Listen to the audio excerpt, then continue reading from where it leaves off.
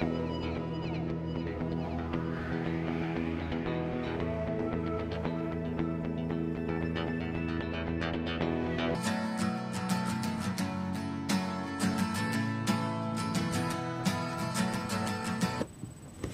millennials are coming, or may have already arrived in your business.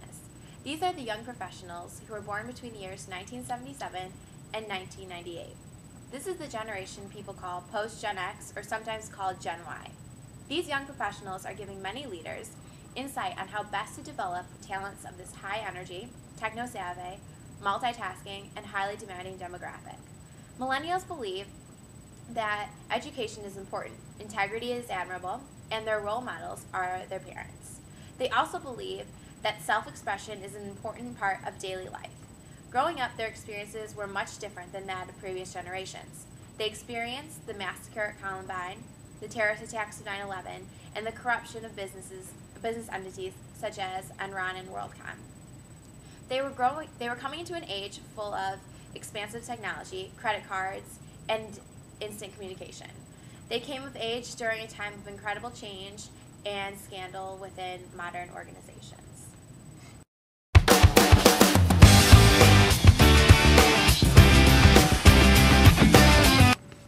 Now that we've gotten to know the millennials a bit better, we can begin to discuss how they function within a corporate setting. Coming of age in a time when shows like The Office, The Hills, and The Simpsons portray places of work as little more than a venue in which to socialize and slack, the most current segment of our workforce is clueless when it comes to workplace etiquette. Even just at first sight, millennials may seem a bit out of place in the office. Stroll around any campus quad and you'll be faced by students in pajama pants, fluffy Ugg boots, and hooded sweatshirts. The concept of business casual is a rather vague and unnatural one, and most millennials will benefit from being coached as to what's appropriate workplace attire. Before the first day of work, specific examples of what is and what is not appropriate should be given to millennials, including images if possible.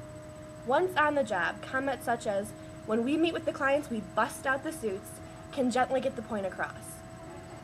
Furthermore, millennials have spent their lives eating food straight from the microwave, no plate necessary. When it comes to business lunches and dinners, this can leave millennials flustered. To make millennials feel more comfortable if they'll need to be wining and dining with clients, it may be worthwhile to take new employees on a practice luncheon on which they can test run their etiquette and ask about any questions that arise.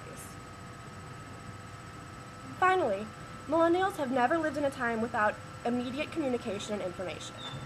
Because of this, many don't understand why employers might not want them text messaging or using the internet while on the clock. Instead of strictly prohibiting these activities, which may very well send millennials into technology withdrawal, measures should be taken to help workers understand what is and what is not all right to bust out the cell phone. All in all, millennials want to do well and be a productive part of their company. Gentle coaching, stopping often to ask for his or her feedback, is a sure way to make sure that everybody is on the same page.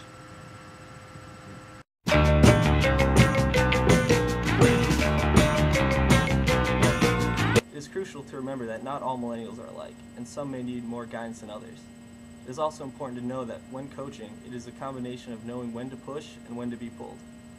Millennials are so used to the technology around them, it has almost become second nature. It's not impossible for a millennial to be text messaging, emailing, or listening to the radio all at the same time.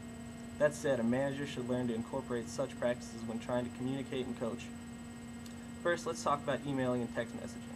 There's nothing wrong with sending a quick message or email from your BlackBerry as a short reminder of a deadline. The fact that this action takes a mere 30 seconds means that you can get back to doing what you need, and your millennial can get back to doing their own work.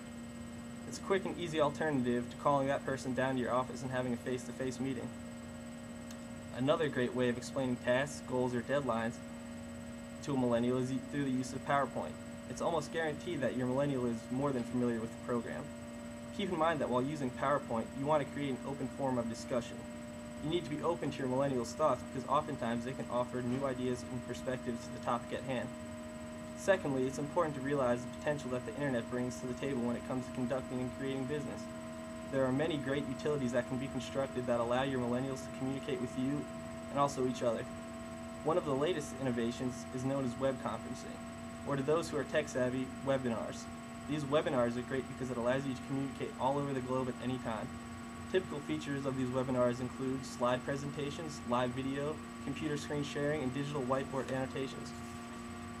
Another creative way that a manager can open up communications to his or her millennials is through the use of blogs. Blogs create open forums for discussion between not only managers but also millennials. The fact that the internet never shuts off means that people can post ideas whenever they come, whether that be inside or outside of the workplace. Using these tactics will ensure that your millennials don't get bored or feel suffocated by yourself or other managers.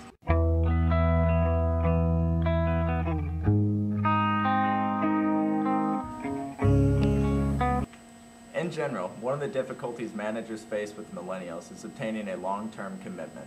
Millennials do not let their jobs define who they are.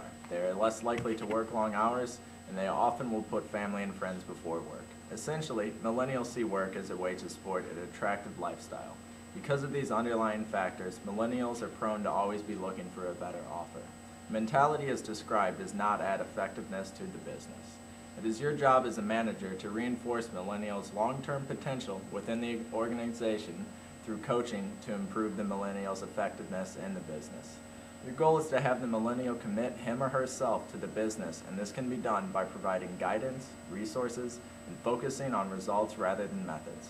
To promote the best contribution millennials can give to your organization, you need to adapt some coaching-based strategies. First, you need to find out what issues spark interest in the millennial employee. Once you can identify where it is they want to contribute, you will be able to smoke out their energy and passion for their job. Many millennials will be green though, and when that is the case, you will have to explain the different challenges that are currently facing your business and see which one sparks the millennial's interest. Second, once you find the aspect of the business the millennial will contribute to most, you need to allow the millennial to fail and succeed by themselves, with guidance and resources. You need to find out what the millennial feels is relevant to accomplish work and let them run with it while still giving advice and ensuring that they have everything they will need to finish the job. By following these basic coaching techniques, you're exposing the millennial's potential to be a leader within the organization.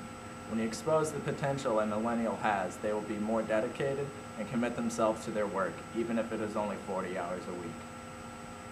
It's tearing up my heart when I'm with you. Developing a one-on-one relationship with millennials is something that managers are finding to be paramount to the successful development of these employees within an organization. These workers grew up at an age where helicopter parents, instant feedback and gratification, and customization is the norm. As a result, they are by far the neediest members of the workforce. However, they also possess an enormous amount of knowledge, talent, and potential that can greatly benefit the organization if the manager knows how to properly channel these attributes. The millennials are a workforce more eager for coaching and leadership than prior generations. Fresh to the corporate world, they're looking for someone to help teach, mold, and lead them, while providing them with meaningful opportunities to grow both professionally and personally. As a result, the manager has to be able to develop a relationship that is equal parts approachable and professional. Too much emphasis on either end of the spectrum results in a strained relationship. One of the most effective ways at reaching millennials is to engage them in a dialogue about the topic or task at hand. They are eager to prove themselves both to you and themselves, and by allowing them to help guide the conversation between the two of you, they're more likely to buy into whatever it is you're discussing. Create as many opportunities as possible for them to feel like they have a stake in their own development and the development of the relationship with you. Speaking of relationships, this will be the most powerful tool in coaching millennial employees. However, it's also very delicate and potentially dangerous territory if one approaches this from the wrong way. By focusing on what Stephen Covey calls the emotional bank account, you'll have a good set of principles to guide the development of the relationship with these millennials. The emotional bank account represents the amount of trust and goodwill that is built up in your relationship. Just like a regular bank account, you make deposits and withdrawals, but rather than using money, your actions are the currency. These things as small as a kind word, a compliment, recognition for a job well done all add up, while putting someone down or pointing the finger and blame takes away from the relationship. When the relationship is stable, you can afford to have disagreements or arguments without letting them getting heated or taking things too personally. Conflicts can be resolved, and they're more willing to accept constructive criticism.